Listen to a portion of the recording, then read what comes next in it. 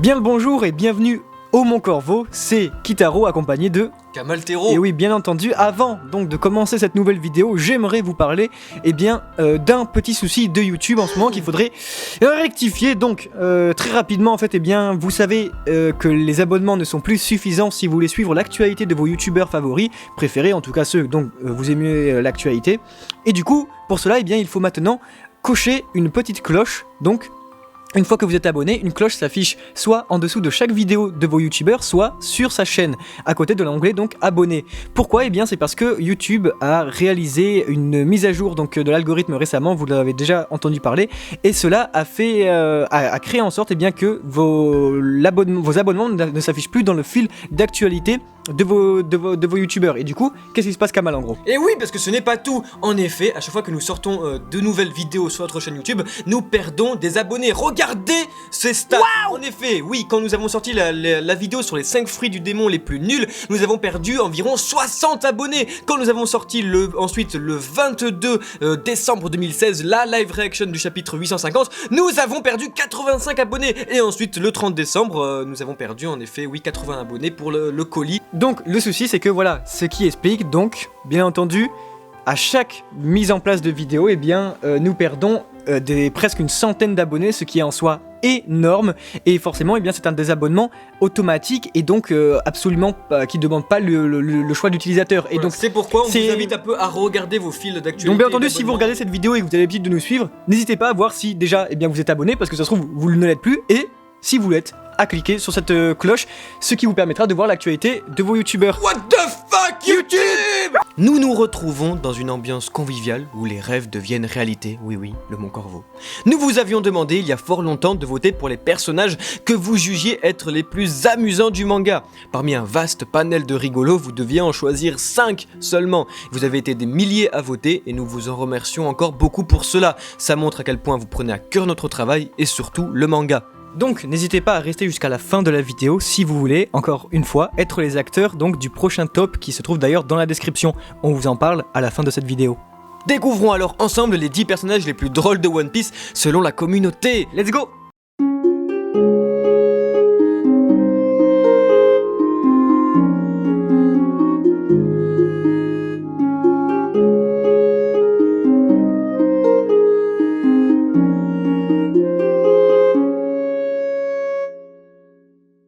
Et on commence avec une surprise. Et oui, à la 10e place de ce classement, vous avez voté avec 19,8% pour Roronoa Zoro.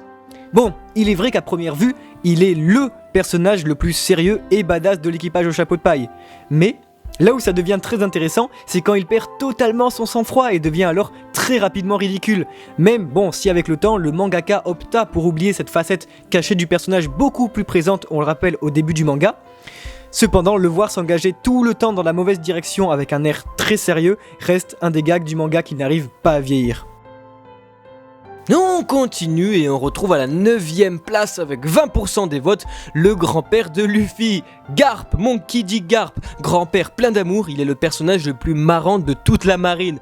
Comme avec Zoro, il est un des personnages importants, sérieux et respectés. Mais sa première apparition à Water 7 où l'on découvre à quel point il ressemble à Luffy le rend totalement absurde et très attachant. Sans oublier ses apparitions au Mon Corvo, son passé émouvant nous a tous fait beaucoup rire. S'ensuit alors une découverte d'un personnage aussi touchant que drôle. Garp, on t'aime!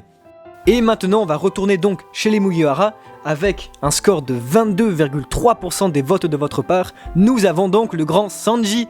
Alors comment dire, ici Sanji ne fait absolument pas dans la dentelle. Il ne cherche pas à cacher sa facette de gentleman, bien au contraire, il assume sa personnalité de loser amoureux dès la première file qu'il croise. Et après presque 20 ans, on ne se lasse toujours pas de ces « Non, Miss Swan » ou « Oh, Bin Swan » et bien sûr, de nombreuses disputes avec le numéro 10 de ce top. Bref, mention également spéciale tout de même à son seiyuu, Ilaoki Hirata, qui est d'ailleurs double Johnny Depp au Japon, qui rend en animé le personnage plus vivant et amusant que jamais. On reste chez les Mugiwara avec le petit Chopper. Chop! sympa. Alors bon, on pourrait disserter sur ce personnage tellement il est devenu l'icône de One Piece, des fois même devant Luffy. Et oui, certaines personnes qui ne connaissent rien au manga reconnaîtront Chopper avant Luffy. Et je vous dis même pas au Japon, il ne jure que sur le petit renne. Il est la mascotte du manga et ce n'est pas pour rien, il est le reflet, avec le numéro 1 de ce top, de l'esprit d'Eiichiro Oda. Un personnage attachant, kawaii et surtout tordant. Sans déconner, comment on peut se cacher à l'envers? Enfin je sais pas comment lui est venue l'idée de cette blague. Ce n'est pas possible d'être aussi stupide, mais bon, hein, on sait très bien que dans One Piece, tout est possible. 1, 2, 1, 2, je tourne, et oui, mais oui, c'est Bonchan avec 29 tout de même, 0,5% des votes, vous l'avez bien mis à cette position. Là aussi, on arrive sur une pépite. Le truc avec lui, c'est qu'il est tellement peu présent dans le manga que lorsque nous avons des nouvelles de lui, on est trop content. Dès sa première apparition, on savait qu'il y avait un truc pas très net chez ce mec. Encore une fois, l'absurde est maîtrisé à la perfection par le mangaka, car Bon Clay est LE personnage qui introduit véritablement le thème de l'amitié dans One Piece, et cela avec une pointe d'humour aussi loufoque qu'ambiguë. Il est aussi celui qui introduit les traves Kamal, les traves qui s'avèrent être tout un peuple. Non, c'est pas des travelots, c'est pas un choix sexuel, c'est un peuple. Et pour couronner le tout, il est habillé en ballerine, oui, et sauve la vie au personnage principal en donnant sa propre vie à 2 reprises. On sait même plus si on doit en rire ou en pleurer. Monsieur Eiichiro Oda, on ne sait pas donc ce qui se passe dans votre tête, hein, on va dire, mais bravo. Et c'est à la 5ème place que l'on retrouve le tout premier pirate ennemi, le premier utilisateur de fruits du démon, le grand Baggy. Baggy est sûrement le méchant de One Piece le plus attachant, car il en est finalement pas un. Il a le syndrome Bilbo Baggins, c'est un être insignifiant qui a une grande destinée, et on sait toujours pas pourquoi il était avec Goldie Roger alors que son niveau était si faible. Mais il est bien parti pour arriver au sommet, et c'est de là que sort son comique de situation. Tout ce qui lui est arrivé, tout ce qui lui arrive malgré lui, mais pour lui, le confortant alors dans sa position de grand méchant, et le confortant dans son complexe de supériorité. Il en devient alors facilement le personnage le plus ridicule de tout le manga. Nous vous invitons à relire l'arc d'Impel Down et de Marineford pour observer ses exploits. On s'en lasse jamais, et mince quoi, ses dessins, il possède sûrement les coups de crayon et le visage le plus drôle de tout One Piece. On enchaîne avec un personnage qui s'est révélé comme extrêmement badass ces derniers temps. Mais, comment dire, pour ceux qui auraient oublié, voici une piqûre de rappel, le personnage de Brook. Bon, allez vite relire le chapitre de sa toute première apparition et vous allez comprendre. Brook, c'est celui qui incarne la complexité de l'écriture du maître, car, à première vue, c'est un squelette, avec une coupe afro. Et est un ressort comique, mais quand on creuse un peu plus, eh bien, on s'aperçoit que c'est un personnage très complexe. Premièrement, imaginez le temps et l'imagination nécessaires pour trouver et écrire le nombre incroyable de blagues sur l'anatomie humaine. Puis, lui trouver une perversion et fantasme pour ensuite lui écrire une histoire et la raccorder avec le monde de One Piece. C'est fort, très fort, car on a alors un personnage juste hilarant qui se renouvelle tous les jours avec des nouvelles blagues. Mention spéciale aux dernières dans le film Gold, un personnage renforcé encore une fois par un seiyuu d'un talent inhumain, le grand Cho-Yo. Mais on rentre dans le podium avec 50,3% des votes et la définition même du fanboy, Bartolomeo. Au début on était là, mais what, OMG, c'est quoi cette ordure MDR lol XD? Mais en fait c'est Bartolomeo, Barto. Une fois qu'on l'a vu on peut plus s'en passer, car oui, nous sommes tous des Bartolomeo dans le fond. Mais Oda arrive à retranscrire toute l'énergie et fantasme des fans du manga en un seul personnage. Et le ridicule est encore une fois au rendez-vous. Tout n'est que pure exagération et ça marche. On se marre comme des fous en s'identifiant tout de suite à lui. Et bien sûr, Shotaro Morikubo n'y est pas pour rien, du grand art. On passe au number 2 de ce top avec 56% des voix, God Usopp.